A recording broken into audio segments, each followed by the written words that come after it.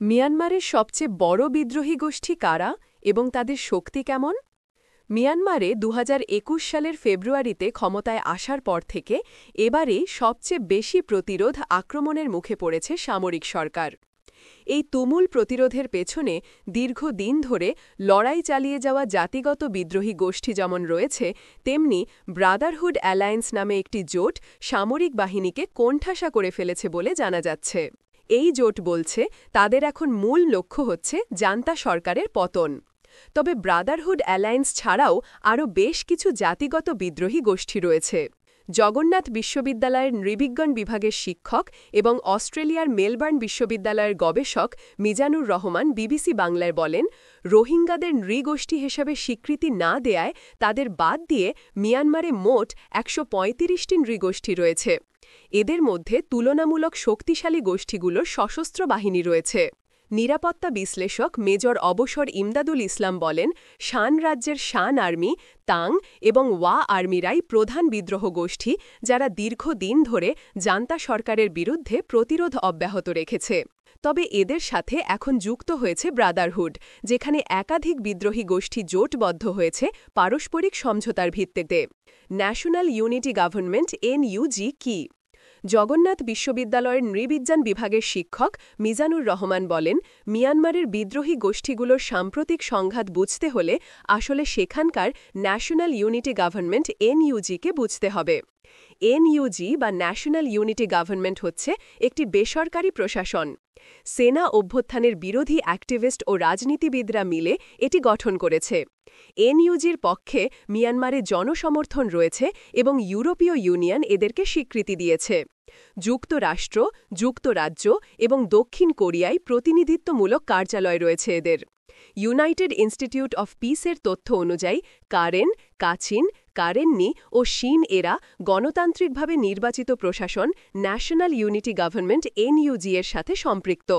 মিজানুর রহমান বলেন, এনইউজি হচ্ছে মিয়ানমারের এক ধরনের নির্বাসিত সরকার, অর্থাৎ বিভিন্ন জাতিগত গোষ্ঠীর সমন্বয়ে এমন একটি সরকার গঠন করা হয়েছে যারা রাষ্ট্র ক্ষমতায় না থাকলেও জান্তা সরকারের বিরোধী পক্ষ হিসাবে কাজ করছে। এটাকে একাডেমিকরা বলে গভর্নমেন্ট ইন এক্সাইল, বা যে সরকার নির্বাসনে আছে। আগে নির্বাচিত সরকারের কিছু সংসদ সদস্য ও আইন প্রণেতা মিলে ২০২১ সালে সেনা অভ্যুত্থানের পরিপ্রেক্ষিতে তারা এই সরকার গঠন করে। থ্রি ব্রাদারহুড অ্যালায়েন্স কারা? Kokang (MNDAA), Myanmar national democratic alliance army, Ta'ang (TNLA), Ta'ang national liberation army এবং আরাকান আর্মি, ৩ বিদ্রোহী গোষ্ঠী মিলে একটি জোট গঠন করেছে, যাকে বলা হয় থ্রি ব্রাদারহুড অ্যালায়েন্স। এটি 3BH নামেও পরিচিত। ২০১৯ সালে ৩টি বিদ্রোহী গোষ্ঠী জোটবদ্ধ হয়। প্রাথমিক পর্যায়ে তারা MNDAA এবং আরাকান আর্মির শক্ত ঘাঁটি, শান ও রাখাইন রাজ্যে সামরিক বাহিনীর ওপর হামলা চালানোর ওপর জোর দেয়। জগন্নাথ বিশ্ববিদ্যালয়ের নৃবিজ্ঞান বিভাগের শিক্ষক এবং অস্ট্রেলিয়ার মেলবোর্ন বিশ্ববিদ্যালয়ের গবেষক মিজানুর রহমান বলেন, এই ৩টি সশস্ত্র গোষ্ঠী ন্যাশনাল ইউনিটি গভর্নমেন্ট (এনইউজি)কে সমর্থন দিচ্ছে। এই থ্রি ব্রাদারহুড অ্যালায়েন্স বা মিয়ানমারের সশস্ত্র এথনিক আর্মড গ্রুপগুলোর কোয়ালিশনটা তৈরি হয়েছে, সেটা আসলে এনইউজি এর ছত্রায়ায় বা এনইউজির সমর্থন পাচ্ছে। আবার এনইউজিও তাদের সমর্থন পাচ্ছে। সহজভাবে বলতে গেলে তারা পরস্পরকে সমর্থন দিচ্ছে। Arakan army. আরাকান আর্মি মূলত মিয়ানমারের রাখাইন রাজ্যের বাসিন্দা, কিন্তু এরা ব্যাপক আকারে মিয়ানমারের পূর্বাঞ্চলে স্থানান্তরিত হয়েছে এবং এদের নিয়েই গঠিত হয়েছে আরাকান আর্মি। বর্তমানে মিয়ানমারে এরা সবচেয়ে বেশি অস্ত্রশস্ত্রের অধিকারী বিদ্রোহী গোষ্ঠী। ২০০৯ সালে প্রতিষ্ঠিত আরাকান আর্মির ভাষ্যমতে তারা রাখাইন রাজ্যে একাধিক জাতিগোষ্ঠীর আরাকানিদের সার্বভৌমত্ব অর্জনের লক্ষ্যে লড়াই করে যাচ্ছে। আরাকান আর্মির মধ্যে রোহিঙ্গা বিদ্রোহীরাও অন্তর্ভুক্ত। মিয়ানমারের পত্রিকা ইরাবতীর তথ্য অনুযায়ী আরাকান আর্মির শক্তিশালী অনেকগুলো ব্যাটালিয়ন রয়েছে এবং তাদের অধীনে প্রায় ৩০,০০০ সেনা রয়েছে। মিজানুর রহমান বলেন, আরাকান আর্মি হচ্ছে রাখাইন নৃগোষ্ঠীর একটি সশস্ত্র গোষ্ঠী। এটা মূলত একটি বৌদ্ধ সংঘাতী সশস্ত্র বাহিনী। থ্রি ব্রাদারহুড অ্যালায়েন্সের মধ্যে এটাই সবচেয়ে বড় এবং প্রশিক্ষিত সশস্ত্র গোষ্ঠী। Myanmar national democratic alliance army (MNDAA) চীন সীমান্তের উত্তরাঞ্চলে পরিচালিত হয় Myanmar national democratic alliance army (MNDAA).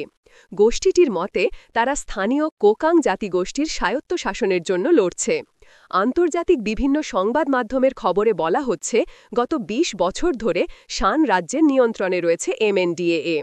২০০৯ সালে এই গোষ্ঠীকে রাজ্যটির নিয়ন্ত্রণ ছেড়ে দিয়ে সামরিক রক্ষা বাহিনী হওয়ার নির্দেশ দেয়া হলে সামরিক বাহিনীর সাথে তাদের সংঘাত শুরু হয়।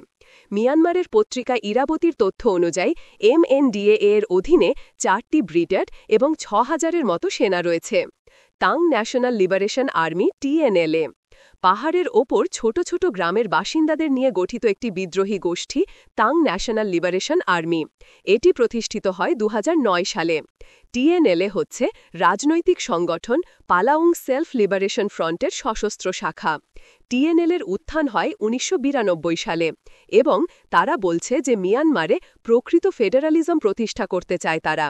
মিয়ানমারের পত্রিকা ইরাবতীর তথ্য অনুযায়ী TNLA-র অধীনে ৭টি ব্রিগেড ও ৮,০০০ সেনা রয়েছে। সব মিলিয়ে ৩ বাহিনীর সেনার সংখ্যা ৪৫-৫০ হাজারের মতো। শক্তির দিক থেকে ধরতে গেলে তারা মিয়ানমারের গৃহযুদ্ধে গুরুত্বপূর্ণ পক্ষ হয়ে দাঁড়িয়েছে।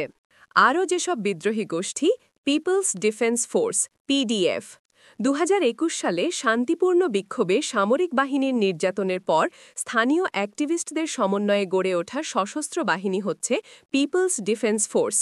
শান রাজ্যে সামরিক বাহিনীর কোণঠাসা অবস্থার সুযোগ নিয়ে তারা নিজেদের মতো হামলা চালিয়ে যাচ্ছে এবং জান্তা সরকারের ওপর চাপ অব্যাহত রেখেছে। ইউনাইটেড ইনস্টিটিউট অফ পিসের তথ্য অনুযায়ী ৩টি সশস্ত্র গোষ্ঠীকে নিয়ে পিপলস ডিফেন্স ফোর্স PDF তৈরি হয়েছে। এরা হচ্ছে PDF local defence forces LDF এবং people's defence team PDT। United Institute of Peace জানায় PDF-এর অধীনে প্রায় ৬৫,০০০ সেনা রয়েছে। এদের মধ্যে ২০% হাতে মিলিটারি গ্রেডের অস্ত্র রয়েছে এবং আরও ৪০% হাতে দেশি অস্ত্র রয়েছে। ২০২২ সালের অক্টোবর পর্যন্ত পাওয়া হিসাব অনুযায়ী PDF-এর ৩০০টি ব্যাটালিয়ন রয়েছে, যার প্রতিটির অধীনে ২০০ থেকে ৫০০ পর্যন্ত সেনা রয়েছে।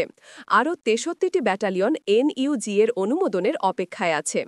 PDF-এর বেশিরভাগ বাহিনী NUG-এর প্রতি অনুগত, তবে Chinland defence force, Karenni national defence force এবং কাচিন পিপলস ডিফেন্স ফোর্স জাতিগত সশস্ত্র বাহিনী EAO-এর অধীনে পরিচালিত হয়। লোকাল ডিফেন্স ফোর্স LDF যুক্তরাষ্ট্রের ইনস্টিটিউট অফ পিসের তথ্য অনুযায়ী ন্যাশনাল ইউনিটি গভর্নমেন্ট জানিয়েছে যে মিয়ানমারে ২০২২ সালের এপ্রিল পর্যন্ত ৪০১টি লোকাল ডিফেন্স ফোর্স LDF সক্রিয় রয়েছে। এর মধ্যে ৩৫৪টি NUG-এর সাথে আনুষ্ঠানিকভাবে যোগ দিয়েছে, ১০০টি দল যোগ দিয়েছে PDF-এর সাথে, আর বাকিগুলো PDT-এর সাথে যুক্ত হয়েছে। স্থানীয় এসব প্রতিরক্ষা বাহিনীর মধ্যে বেশিরভাগই ২০২১ সালের মার্চের পর গঠিত হয়েছে। LDF-এর অধীনে প্রায় ৩০,০০০ সেনা রয়েছে। LDF মূলত সাম্প্রদায়িক এবং ডায়াসপোরা জনগোষ্ঠীর দেয়া তহবিলের মাধ্যমে অর্থায়ন করে থাকে। পিপলস ডিফেন্স টিম যুক্তরাষ্ট্রের ইনস্টিটিউট অফ পিস বলছে, পিপলস ডিফেন্স টিম গঠন করেছে ন্যাশনাল ইউনিটি গভর্নমেন্ট বা NUG। এরা মূলত শহরাঞ্চলে গেরিলা যুদ্ধ পরিচালনা করে, তবে বর্তমানে তারা গ্রামীণ এলাকাতেও ছড়িয়ে পড়ছে। NUG-এর তথ্য অনুযায়ী ৩৩০টি শহরের মধ্যে ২৫০টি শহরে PDT গঠন করা হয়েছে। PDT মিয়ানমারের কেন্দ্রীয় অঞ্চলে বেশি সক্রিয়, বিশেষ করে সাগাইং এবং মাগোয়ে এলাকায় এদের তৎপরতা বেশি। এরা মূলত দেশি হালকা অস্ত্র ব্যবহার করে থাকে। ওয়া হচ্ছে একটি শক্তিশালী বিদ্রোহী গোষ্ঠী যাদের অত্যাধুনিক অস্ত্র এবং ২০,০০০-এর মতো সেনা রয়েছে। এদের সমর্থন দেয় চীন। ১৯৮৯ সালে তারা মিয়ানমারের সামরিক বাহিনীর সাথে একটি অস্ত্রবিরতি চুক্তি সই করেছিল। এরপর থেকে তারা সাধারণত সশস্ত্র সংঘাত এড়িয়ে চলে। জান্তা ও বিদ্রোহীদের চলমান সংঘাতে তারা নিজেদেরকে নিরপেক্ষ দাবি করে, কিন্তু দেশের অন্যান্য এলাকায় সরকার বিরোধী বিদ্রোহী গোষ্ঠীগুলোর কাছে যে অস্ত্র সরবরাহ করা হয় তার বেশিরভাগই এরাই করে থাকে বলে মনে করা হয়। চীন জাতিগোষ্ঠী ভারতের সাথে সীমান্ত এলাকায় চীন জাতিগোষ্ঠীর অবস্থান। তারা তাদের রাজ্যে বেশ প্রভাবশালী এবং সম্প্রতি তারা রিখাওদা নামে সীমান্ত শহর দখল করে নিয়েছে। কারেন ন্যাশনাল ইউনিয়ন মিয়ানমারের দক্ষিণ পূর্বাঞ্চলের জাতিগত বিদ্রোহী গোষ্ঠী কারেন ন্যাশনাল ইউনিয়ন। তারা থাইল্যান্ডের সাথে সীমান্তে গুরুত্বপূর্ণ বাণিজ্য রুটগুলোতে থাকা সামরিক অবস্থান লক্ষ্য করে অভিযান জোরদার করেছে। সর্বদক্ষিণের রাজ্য তানিথারিতে বর্তমানে সামরিক বাহিনীকে লক্ষ্য করে নিয়মিত হামলা চালানো হয় বলে বিবিসির খবরে বলা হচ্ছে। কারেন্নি বিদ্রোহী গোষ্ঠী। থাইল্যান্ড সীমান্তের কায়া রাজ্যে কারেন্নি নৃগোষ্ঠীর সশস্ত্র বাহিনী রাজ্যটির বেশিরভাগ অংশ নিয়ন্ত্রণ করে। তারা রাজ্যের প্রধান শহর লইকাও দখলে নিতে হামলা চালিয়ে যাচ্ছে এবং শহরটির বাইরে থাকা একটি বিশ্ববিদ্যালয় এরই মধ্যে দখল করে নিয়েছে। অস্ত্র কারা দিচ্ছে? নিরাপত্তা বিশ্লেষক মেজর অবসর ইমদাদুল ইসলাম বলেন, বিদ্রোহী গোষ্ঠী স্থানীয়ভাবেই নিজেরা নিজেদের রসদ জোগাড় করে নেয়, তবে অস্ত্র আসলে তাদেরকে বৃহৎ কোনো শক্তি সরবরাহ করে বলে মনে করেন তিনি বলেন, অস্ত্র যোগানের বিভিন্ন সমর্থিত ও অসমর্থিত সূত্রে বলা হচ্ছে চীন থেকে অস্ত্রের সরবরাহ পায়, আর এটা আসে তান এবং ওয়া, কাচিন এবং আরাকান আর্মির মাধ্যমে। কালোবাজারে অস্ত্র বেচাকেনা সম্পর্কে তিনি বলেন, এক্ষেত্রে চীনের চেয়ে থাইল্যান্ডের জড়িত থাকার সম্ভাবনা বেশি। ইউনাইটেড স্টেটস ইনস্টিটিউট অফ পিসের এক আর্টিকেলে বলা হয়, বেশিরভাগ বিদ্রোহী গোষ্ঠীগুলো প্রথম হাতে তৈরি অস্ত্র দিয়ে লড়াই শুরু করে। এর মধ্যে রয়েছে বন্দুক, গ্যাস রাইফেল এবং হাতে তৈরি আগ্নেয়াস্ত্র। এই সংস্থাটি বলছে, মিয়ানমারের সশস্ত্র গোষ্ঠীগুলোকে আন্তর্জাতিক সম্প্রদায় কোনো অস্ত্র সহায়তা দেয়নি। এর পরিবর্তে এসব গোষ্ঠী স্থানীয় সশস্ত্র নৃগোষ্ঠীগুলোর কাছ থেকে পাওয়া অস্ত্র এবং কালোবাজার থেকে কেনা অস্ত্রের ওপরই বেশি নির্ভর করে। এনইউজি এর প্রতিরক্ষা মন্ত্রণালয়ের এক কর্মকর্তার বরাত দিয়ে ইনস্টিটিউট অফ পিস তাদের আর্টিকেলে জানায়, এনইউজি প্রায় ৫৫ মিলিয়ন মার্কিন ডলার তহবিল সংগ্রহ করেছে এবং এর বেশিরভাগ অংশই সশস্ত্র প্রতিরক্ষা বাহিনীর অর্থায়নে ব্যয় করা হয়েছে।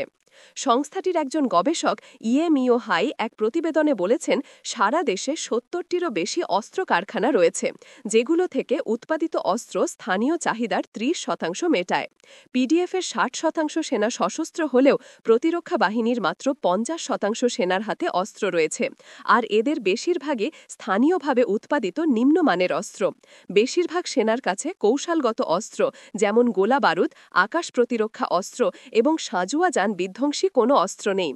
আকাশ প্রতিরক্ষা অস্ত্রের ক্ষেত্রে প্রতিরক্ষা বাহিনীর সীমিত আকারে যুদ্ধে জড়ানোর মতো সক্ষমতা রয়েছে, যে কারণে গ্রামীণ বা দুর্গম এলাকায় গেরিলা কৌশলে যুদ্ধে জয় পেলেও শহরাঞ্চলে জান্তা বাহিনীর মোকাবেলা করা কষ্টকর হয়ে পড়বে বিদ্রোহীদের পক্ষে। গ্রন্থনা অধ্যাপক মহসিন আলী আঙ্গুর, সম্পাদক ও প্রকাশক মুজিবনগর খবর.com, মেহেরপুর।